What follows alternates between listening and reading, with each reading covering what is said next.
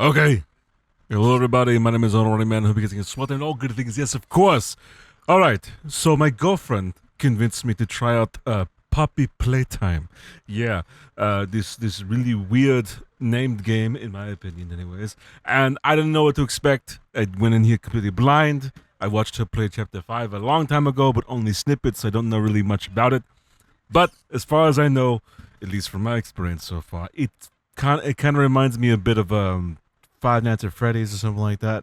It's kind of cool. I like the lore of it. It's pretty funny. And honestly, it scared the living fucking shit out of me. So I decided to make this video of me and my girlfriend discussing the afterthoughts of just chapter 1. And then I figure, well, after that we'll do chapter 2, chapter 3, chapter 4, chapter 5, and then so on and so forth as soon as the other ones eventually come out. I imagine. Yeah, this is actually a pretty cool game. I like it. Not bad. But anyways, I brought on my expert extraordinaire, my girlfriend here, Sugar Cookie Live. Introduce yourself. Yeah, I mean, like, I've played the game since it essentially came out. Just play the Actually, game. no, I played the game originally, like my first time playing. I think chapter 2 was out of that time, and then I've just followed it since. But I am so happy that I convinced you to play it because all of the like kind of creepy story type games, I'm like, you should play these. You should do it because I like them, and it's yeah. I'm a big fan of horror movies, and you like horror movies, so I'm like, this would be a good game for you to get into. So I'm very glad that you have decided to give it a shot. So my questions for you Ooh. is. What are your opinions on it so far in regards to the atmosphere of it? I really like the toy atmosphere of it, like the toy store type atmosphere. Also, like because I grew up in like Toys R Us and stuff like that.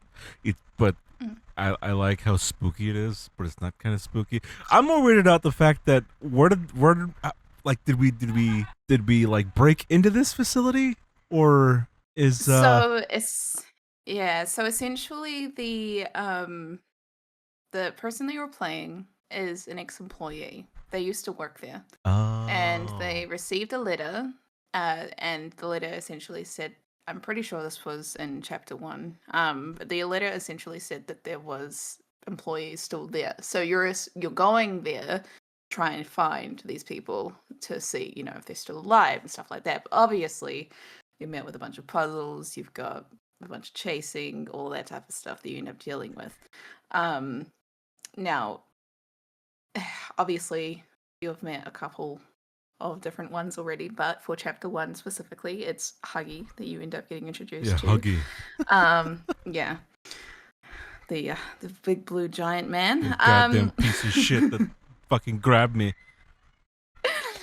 Yeah, yeah. So yeah, I'm the worst one. that's.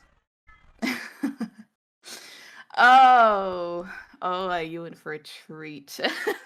But yes, no. I feel like for the first chapter at least, it's I mean, obviously it's the first part of the game, and I don't know because I've had it for so long, but you said that you got it for free, so obviously it's just a free kind of demo, I guess you could almost say, of like how the game's atmosphere would be. But a lot of the first chapter I found is a lot more like just like that kind of off atmosphere in the rooms. Like there's like barely any sounds, there's a lot of movement, it's dark, you're just kind of like working your way up the first floor area of the factory until you kind of go further down.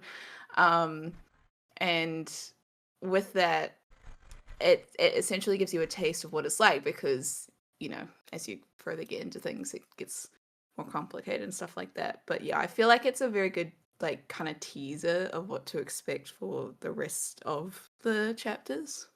Well, I feel like that's also a testament because how short it is. Yeah. Like chapter 1 was pretty short, so I think they were like, well, let's just release this for free because, I mean, it's so short. I mean, we can just hook everybody with this one, and then voila, chapter 2 is the bigger game. And I would go as far to say that yeah, chapter 2 is way bigger of a game, but that's for next video. Mm. But yeah, I like I like the atmosphere in this one. It definitely hooked me. The what is it? It's the less is more. Yeah. Okay. Yeah. So like I would go as far to say like chapter one is more like the less is more kind of thing Yeah. because Yeah. it reels you in with the lore, the very simple hand go hand thing, and it's just pretty simple. The first one is like simplified puzzles as well. I was really surprised at that. Fuck that goddamn chase scene. Oh my god. But I mean, I will say that there is like moments like I missed a lot, and I know for a fact I missed a lot because there was a lot of tapes I'd missed and lore that you told me later, and I was like, I didn't see that. Yeah, yeah. The tapes are definitely the one thing that adds context to the because like if you think about it, games like Five Nights at Freddy's and stuff like that, I don't think when you're playing those games, because I haven't fully played them myself, but I don't think you get any of the lore. It's essentially you learn the lore outside of actually playing the game. So with this one in particular, with Poppy Playtime, they include the lore in it, so you're learning as you're going. So I don't think it's really obvious necessarily who you are exactly when you start the game. But yeah, when it comes to actually what they do and what the toys are and all of that type of stuff, it's all included. I mean, in the end of the first chapter, you meet Poppy, which is obviously she's the main thing, Poppy's playtime. But also you get that tape at the end that mentions the prototype, and that's already setting up like they made this first chapter already planning to obviously expand it further, which is great because it's not like they released it and was like, okay, now we need to figure something out. It's like they had already had like kind of a plan of what they're going to do.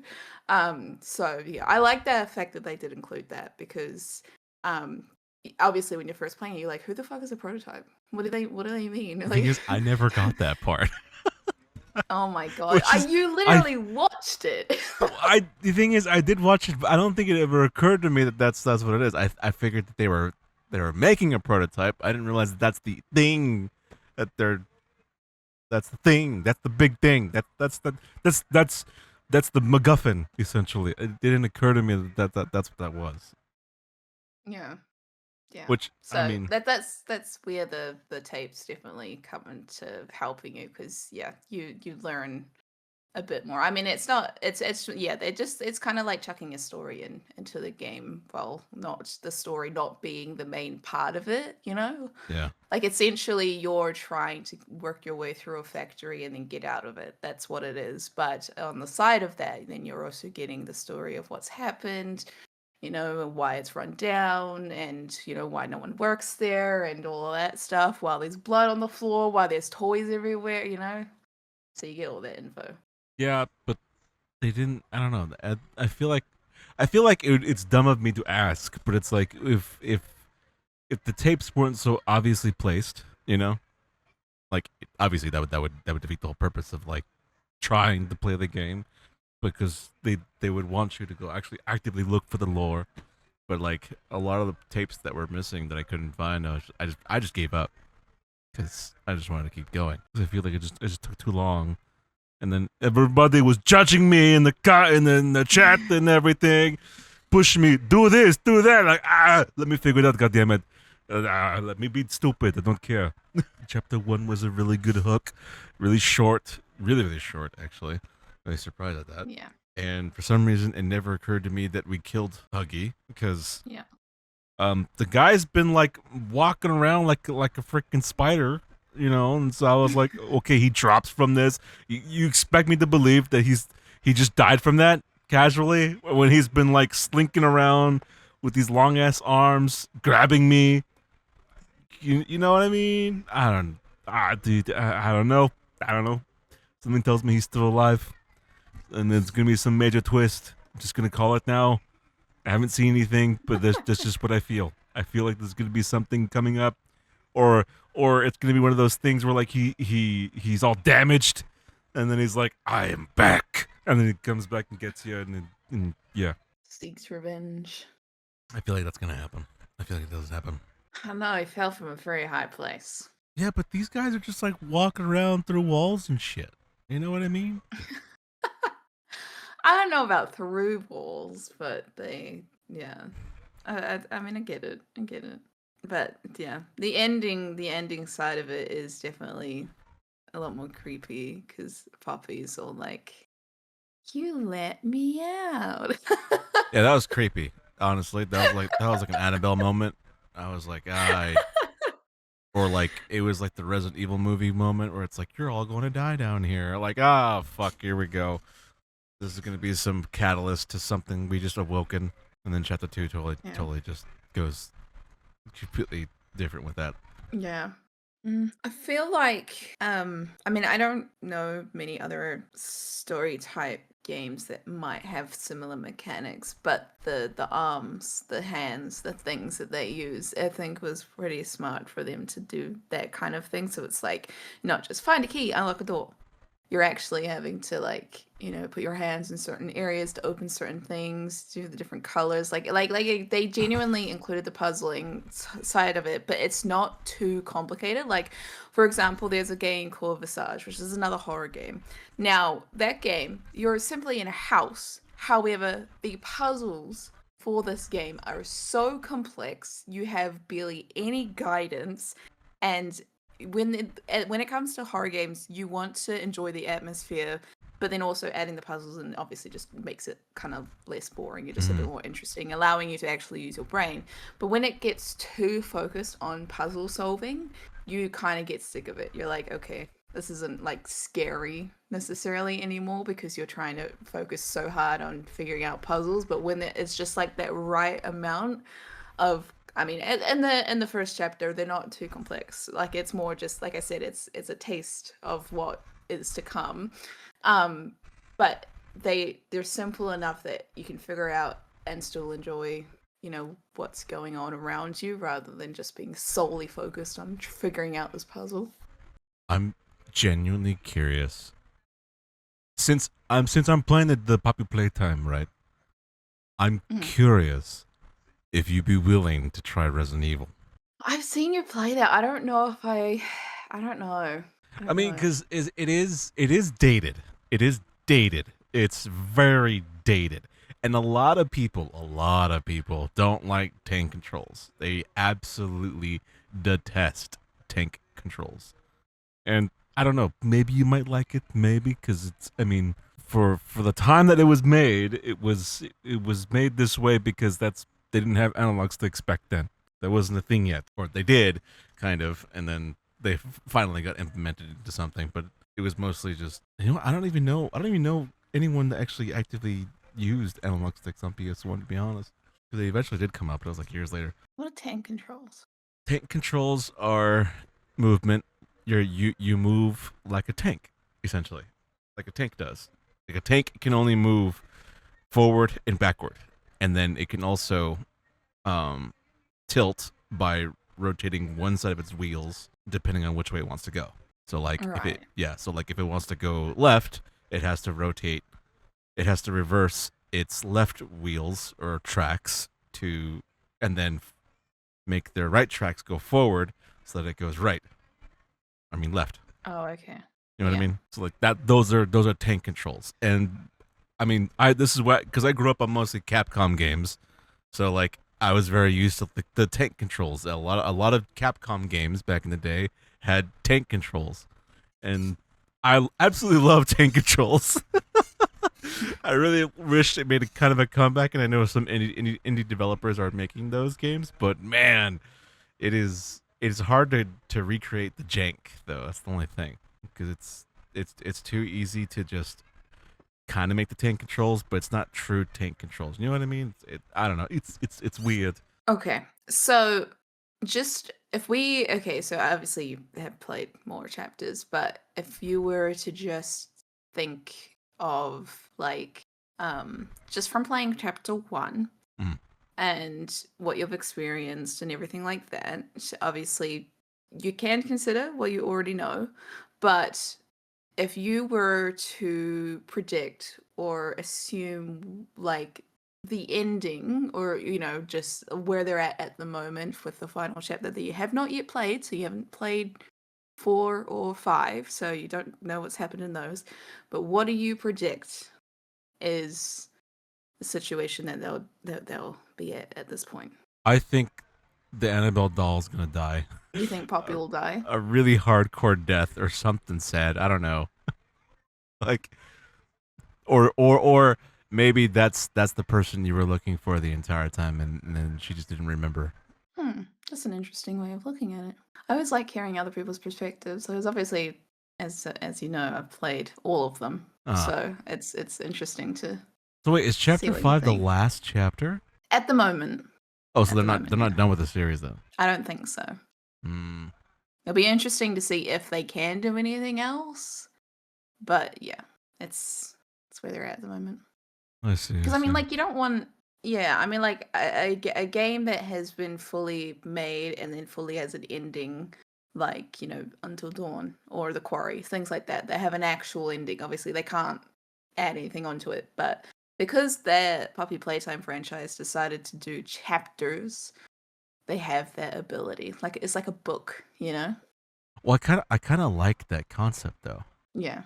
Where, I mean, just thinking about it, because I mean, I've been telling you and showing you how much like I've been delving into Godot and making games and whatever, and like, Mm. even though I don't have anything substantial to even show for it, I do kind of want to make a game that does that, where it's all the same app essentially, and you just download one and it becomes a chapter. It would be pretty cool to do that for some game. I don't know. I have an idea in mind, but I don't know what I wanted to do it yet. But it's still just it's still in the oven basically as an idea. But I do like the concept where, like, yeah, it's a chapter base, and like one comes out like every what, like, it feels like this is like what, like a 2-year cycle. These games I think kind of so, come yeah. out. Yeah. Hmm. And dramatically, from I'll say this, like, you can see a substantial upgrade in the game through each chapter, which is pretty fucking cool. Like, Yeah, they're like you just know that they got more money and have the ability to, you know, extend their team and yeah, work with better graphics and stuff like that. I still feel like they did a really good job with the first one though, because like I mean, you know, most indie games you definitely get them and they do amazing graphics and stuff like that, yeah, but it's not always then I don't know. It's like they put more effort in one area than the other. So if it's got really good graphics, sometimes the story or the actual game itself is like pretty meh. But with Poppy Playtime, I feel like they did the kind of perfect balance of like it's not extreme good graphics, but it's still really good to be able to give you that kind of spooky atmosphere, but then also have a storyline and then also have the actual game unfolding as you're playing it, you know? yeah. Well, Puppy Playtime, I feel like, is a lot more reminiscent of those like spooky ARG type videos you see on YouTube a lot. Like, Yeah. example, like the Freddy Five Nights at Freddy ARGs. They kind of do like little stories, like side stories about it, and like Mhm. they'll use like old footage from like years ago, kind of like how the Backrooms kind of thing was a big deal back then, which we still need to watch that Yeah. movie, by the way. Um, Yeah. like, I like those videos a lot, because it allows people to basically make whatever the hell they want, and if they're super creative about it, fuck, man, like the thalassophobia ones, those ones are fucking amazing to watch and terrifying, because they can just do whatever with it, and it's crazy how, like, yeah, this game particularly kind of just captures that atmosphere. I like that a lot. Very old timey. You it feels like you're watching or playing in a VHS tape essentially. And also, I do like the VHS tapes, like, thing that they do, the storytelling through them. I liked it a lot. Yeah. I think it also helps to set the time that it's based in as well. I mean, obviously you're going back to it, so this is like the tapes are based on when the factory is open and running and things like that. But when you're in the game, you don't necessarily get like a obvious insight of what time the psych factory was built and things like that. Mm-hmm. Like yeah, you've got just yeah, it's just a toy factory. You have no idea, but the videos and the tapes and stuff give you that concept of, oh, okay, this is when it was set. Because I mean, you read things and it might have like a date on it and stuff like that. And a game can do that. They can state, oh yeah, this is the timeline, this is what date this, was based in. But they don't always give you like that actual feel of you're in that time. So I mean, your comment about the video, not the video, the music that they use Yeah. for like the intro, well, the menu screen, that also helps set it. And yeah, it just they've done a really good job with including all of that. Yeah, I really like the menu song. I don't know what it is. There's something about it that like clicks in my head. It makes me revert to like something like back in my childhood. I don't know what it is, but I feel like that's intentional from the game. That's what's trying to get to you about. It's like old timey Yeah. feeling, trying to bring that back kind of thing. And I don't know. It's interesting how it works on my set because I'm listening to it and I'm like, okay, this is creepy, but also cool. I like it. You can tell when a like game company, even if they are indie developers or a very, very small team or whatever, but you can tell when they're actually putting passion and thought into a game. Yeah. And that's definitely something that they've done with this. And I feel like that in itself will definitely add to the community and stuff like that. Because I mean, if we're gonna make a statement, going back to the whole discussion around Division, which is a completely different area of game, but going back to that type of thing, with those ones, they stop, and you can tell they stop. But with these type of story games, Live service when games. yeah, with these type of story games, even like they still get updates, like they still do patches and stuff for the games, but with them, they have to think about everything first. It's not like, oh, we'll update that later or anything like that. It's like we have to put our full thought into it, and I feel like that it just it makes story games so good when they do that. Yeah. I mean that's well, I mean there's a debate of people, actually no, game companies, they would rather make live service games over single player games because they think that because live service they can just continuously just make more money. But that's only because Fortnite was so big and then it just continues to be what it is, and then every single game company or whatever or corporation sees that and they want the same thing. But it's like it's unobtainium. Like it's a one shot. Yeah, if you don't put work into stories and stuff like that, I mean, then it's not going to be good. All the Jack and Daxter games, you got 1, 2, and 3, and they're all amazing. And like it doesn't need to be something that you're consistently working on just to, keep the like keep making money from it, things like that. I mean, hey, yeah, okay. If you buy a game, you spend money on it once and that's it. But the more, again, it all comes down to community, because the more people that play it or replay it or, whoever, people get introduced to it and they're like, oh shit, I'll give that a try. Like it doesn't have to be a constantly updating and that's the only way to keep people into it. It can be a simple, do a really good job of, getting the game out, or like, again, Poppy Playtime putting chapters out where they're still able to expand on it, which is probably, kind of part of why they did it. But that then keeps, that it keeps people interested, as long as they've done a really good job, then people will support that, and they'll more people will get interested in it, because not everyone knows about Poppy I mean, heck, I think you learned about Poppy Playtime through me. They So, Yeah, like, it's all down to people, like not necessarily advertising it, but being interested in it, and then other people like, oh shit. like because the fact that like there's small games, they can put more into it. They're the focus is the game first, and then no, the focus is story and then first, and then they sprinkle in the lore building there because, I mean, more lore means more people want to stick around to keep everything because the lore is interesting, and I feel like they definitely like put a lot of work into the gameplay, into the puzzles, especially in the fucking third chapter, but yeah, they just the short formness of these games, I feel like is what the big plus is. 'Cause Yeah. they have the foresight to see it's like, well, let's just make it short. Everybody, this is the good hook with the chapter one. This is a good hook, and then we'll maybe sprinkle in some more gameplay things into the other ones. But we're just gonna focus on it making sense with the player, and then also it be fun, and then move on to the next one, and then continue the story. Make a Yeah. boss. That's the boss. You fight the boss, or whatever. Which I like that so Yeah. far. Yeah. Yeah. And I honestly feel like if like a company is like, oh, we want to do that, or it gets the type of inspiration from other companies that have made story like games. I've had my fair share of playing different type of ones, and I can say, I mean, for example, the Little Nightmares franchise, they have now got 3 out. So they got one Little Nightmares 1, 2, and 3. Mm-hmm. 1 was amazing. They did a really good job with that.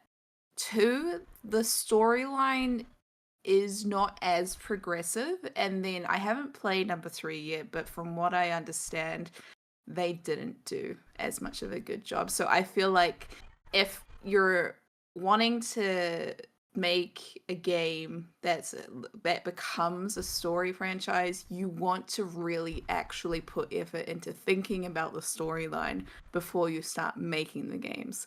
Because making a game and then trying to expand on it without fully having an actual story for people to follow or a lore, it you as you make it, everyone's gonna be like, but this, sometimes they'll get to a point where it's like, but this wasn't really needed, you know? Like Mm-hmm. there's no progression with it.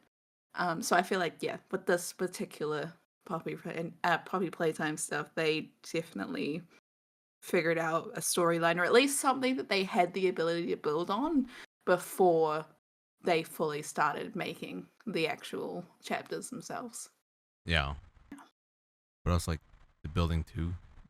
Like in the first one, the menu, like the whole building is like you see the whole thing they have set up basically. It's like for them, I feel like it's like, oh, the sky's the limit. We could basically take this for any fucking where we want, and we want to go with this. Yeah, and because you're on the first one, you're mainly in like I mean, like a factory has so many, I was gonna say layers, it's not a cake. So many levels. That yeah, they can go down or they can go up. Yeah, they've got that freedom. So they chose like the perfect type of setting, and yeah, they obviously definitely thought about the people that you encounter and stuff like that too. Yeah. So, what would you, obviously, just taking into account that Yes. we're just talking about chapter 1, Loth. what would you rate it out of 10 at this stage? That's hard because I feel like they weren't intending this to be big, you know? They weren't Yeah. they were intending this to be a hook, essentially. It's like, we'll make this, see how it goes. If people really like it, we'll continue. If they don't like it, we'll just go back to making stories on like a forum or whatever, you know? Yeah. I feel like that's kind of the feeling I get when I play the game. So like, I don't know, giving it a rating just kind of feels a little bad. You know what I mean? Like it's Well, like, no, but like this, so I'll ask you every video. I'll ask Okay. you for every chapter if you want to change your rating. So like it's building as you're learning more and playing more. So what would you give it a base start as just, taking in consideration of chapter 1? I would say maybe like it's I would say it's definitely a 9. A 9. Yeah, definitely a 9. Wow. It's a good hook. It's a really good hook. I can't give it a 10 because it's short. That's perfection. Yeah, it's short. But Yeah. yeah, like again, like I don't think they were intending this to be as huge as it is. Like they were just they made this and then it was like, if people like it, let's fucking continue this shit. We're on it. If they don't like it, Yeah. then we'll just casually make it. Yeah, You can I tell am they weren't just after money. That's Mhm. the main thing. Exactly. Yeah, I feel like obviously that was some intention, obviously, but I mean it wasn't the main intention. You know, it was like Yeah. that. What they wanted to make, they wanted to make their game, and this is what it was. It's just my feeling. I haven't been looking into any of the history of this game whatsoever. It's just what I feel about it. But yeah, so far I like it. I would give it a 9 out of 10. Very solid, very good hook, very good hook, and So far, I'm enjoying my time and its spookiness. And I like the spookiness because I've played Resident Evil, played Dead Space, I played all the really, I mean, classic Dead Space, not the new Dead Space. I don't know, I have my thoughts about that one. But, like all the really old games, fucking Slenderman and shit, For some reason, I never got involved with Freddy Fazbear's, though, up until recently, Yeah. really. I mean, like I it's hard because you have to I feel like you have to be into playing those type of games to be like cuz it's a very specific type of game. It's a, check here, check cameras, press that. You're not necessarily moving or going anywhere. But like I said, you don't really get I don't think you really get the lore through the game itself. It's the lore that does make it interesting though. Like if they did like a kind of Freddy Fazbear type stuff as like something similar to like not exactly, but it's something similar to Poppy Playtime. I'd play that, but I don't want to play a game where I'm just sitting in a chair checking Yeah. cameras and then pressing buttons. Like I get that people like it and that's perfectly fine. It's got a huge fan base, but yeah. And definitely helps like, with the movies that came out, it definitely helps to know about the lore to then be like, "Oh wow, oh wow." But again, the game doesn't tell you about it. So you have to That's learn outside of that and then read it and then watch the movie and then you're like, uh "Oh my god, you can make all the connections and connect all the dots and all that."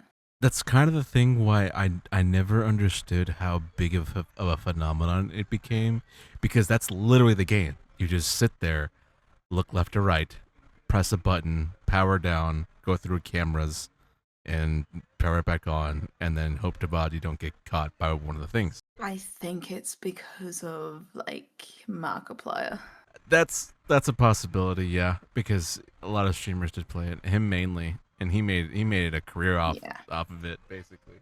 Yeah. I feel like Yeah, no, he's he the did. blend to make it so popular. Yeah. Yeah.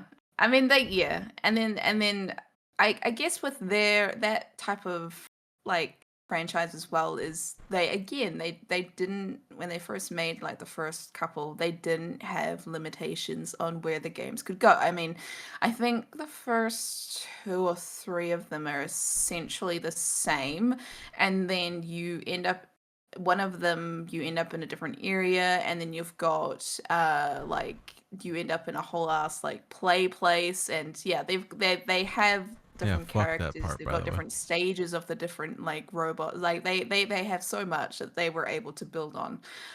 So yeah, and then I'm just kind of curious actually if the lore side of it was something that they had initially intended when the game first came out or how that came about. That would be interesting to know, actually.